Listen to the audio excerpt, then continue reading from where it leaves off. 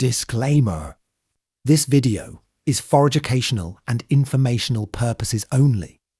It is based on historical sources and interpretations, and is not intended to promote any political ideology or viewpoint. Viewer discretion is advised. America was not built to feel oppressive. It was built to feel open. From the very beginning, the United States presented itself as a space of possibility. Land was abundant. Social hierarchy appeared weaker than in Europe. Compared to monarchies and empires, America felt new, flexible, unfinished. This sense of openness became foundational to national identity. Freedom, however, was never defined precisely. It did not mean control over systems. It meant distance from overt domination. Early Americans did not demand power over institutions. They demanded relief from visible authority. No kings, no nobility, no inherited rule. The absence of control was mistaken for the presence of freedom. This distinction mattered, because a system does not need to dominate visibly to be powerful. It only needs to shape what feels normal. From the start, American institutions focused less on commanding behavior and more on guiding it. Participation was encouraged. Dissent was allowed. Debate was celebrated. But decision-making remained insulated. Power was distributed across layers, slowed down, abstracted, and removed from daily life. Citizens could speak. They could vote. They could argue. But influence was indirect, delayed, and filtered. This created a crucial psychological shift. People learned to associate freedom with expression, not outcome. If you could speak freely, protest publicly, and choose representatives, it felt like control even when structural direction remained unchanged. Over time, participation became symbolic, symbolism became satisfying, and satisfaction reduced pressure for deeper change. The idea of choice expanded rapidly. Not just political choice, but choice where to live. What to buy, who to become. America marketed itself as a place where identity itself was customizable. Choice became the core promise. But choice existed within boundaries that were rarely discussed. You could choose a job, but not the structure of work. You could choose a candidate, but not the system they operated within. You could choose a lifestyle, but not the economic pressures shaping it. These limitations were not enforced aggressively. They were normalized quietly. By the 20th century, the language of freedom shifted even further. Democracy was no longer just civic, it was economic. The market became the primary arena of choice. Consumption replaced participation, buying replaced organizing. Preference replaced power. If you didn't like something, you didn't challenge it. You selected an alternative.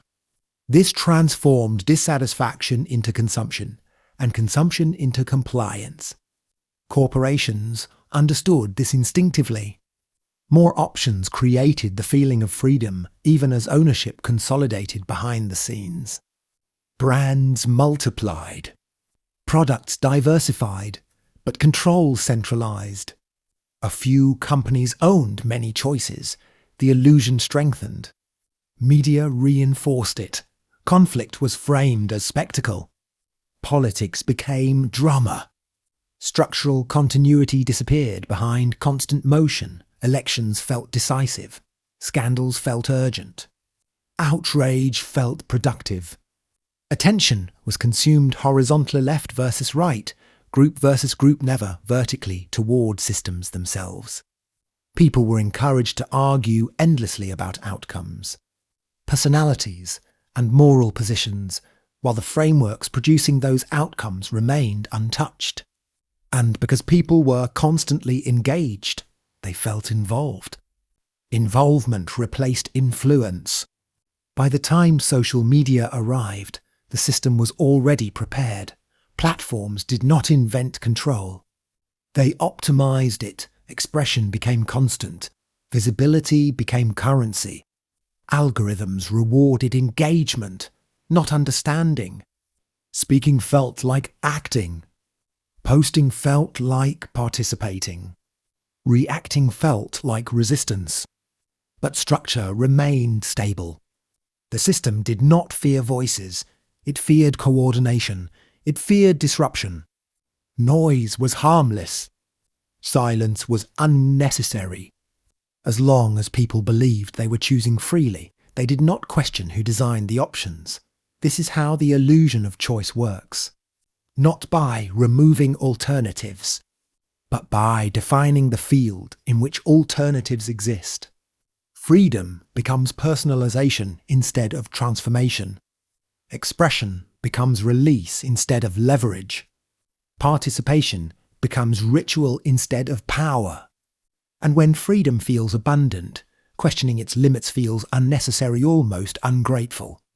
By the time people begin to sense restriction, it already feels natural, unavoidable, inevitable, not because it is enforced, but because it has been learned. America did not teach obedience. It taught comfort, and comfort is far more stable. Every system that survives learns one thing early: it does not need to stop change. It only needs to control its speed. In America, real disruption was never eliminated. It was delayed, redirected, and absorbed. When pressure builds, the system responds not with force, but with accommodation, small reforms, symbolic victories, language shifts, new narratives. Enough movement to release tension, but never enough to alter structure. This is not weakness. IT is design. The United States learned that resistance is inevitable. People will organize, protest, demand change. The mistake of older empires was suppression. America chose a different strategy: management. Movements were allowed to exist but within boundaries. Voices were amplified but selectively. Demands were acknowledged but reframed. The civil rights movement illustrates this perfectly. Its most radical demands economic restructuring, redistribution of power. Dismantling of systemic inequality were softened over time. What survived was a moral narrative, representation, legal equality, symbolic inclusion. These were not meaningless achievements, but they were incomplete. The structure of power remained intact. By granting visibility, the system reduced urgency. By allowing progress, it avoided transformation. The message became clear: change is possible, but only incrementally and only through approved channels. This pattern repeated itself. Labour movements won protections, but not control. Anti-war movements influenced optics, but not strategy. Economic protests produced conversations, not redistribution. The system learned how to listen without yielding. This is where bureaucracy becomes critical. American power does not rely on a single authority. It relies on layers, agencies, committees, regulations, jurisdictions, overlapping responsibilities. Every decision passes through process. Every demand encounters procedure. Procedure absorbs momentum. Anger moves faster than paperwork. Hope moves faster than committees. Urgency dies in meetings. By the time a demand reaches the point of execution, it has been diluted, negotiated, compromised, and delayed. Not because people disagreed, but because the system is built to slow. Slowness feels responsible. It feels cautious. It feels mature. And that makes it difficult to oppose. Who argues against stability? Who demands speed when speed is framed as dangerous? This is how power protects itself, not by saying no, but by saying not yet. Meanwhile, participation continues. People vote. They sign petitions. They attend town halls. They share opinions. All of this activity reinforces legitimacy. The system appears responsive, engaged, democratic. But responsiveness is not the same as vulnerability. Power listens carefully, then decides internally. Media plays a crucial role here, not by lying outright, but by framing limits. Coverage focuses on personalities, scandals, and conflict rather than systems. Success stories are highlighted. Failures are individualized. Structural critique is softened into opinion. The result is personalization of blame. If someone struggles, it is their fault. If change fails, it lacked unity. If reform stalls, it was unrealistic. Systemic constraints disappear behind individual narratives. This protects institutions from scrutiny. People debate symptoms while the structure remains untouched. Technology intensified this management. Data allows institutions to measure dissatisfaction without addressing it. Surveys, metrics, engagement statistics, feedback loops. People feel heard because their input is collected even if it is never acted upon. Expression becomes data. Data becomes control. Algorithms prioritize content that maintains engagement, not content that disrupts systems. Rage circulates. Nuance sinks. Structural critique is too slow, too complex, too unprofitable. Outrage burns hot and dies fast. The system does not fear anger. It fears coordination across differences. It fears sustained focus, so attention is fragmented. Issues rotate, nothing lasts long enough. Over time, people adapt, expectations lower, demands soften. Cynicism replaces urgency. The belief shifts from "this must change" to "this is how it works."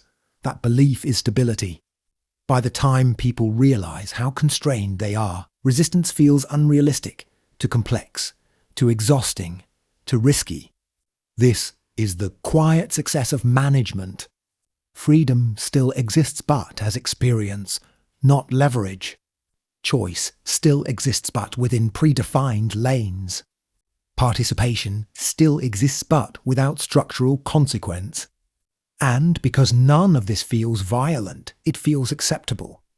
The system does not collapse dissent, it incorporates it.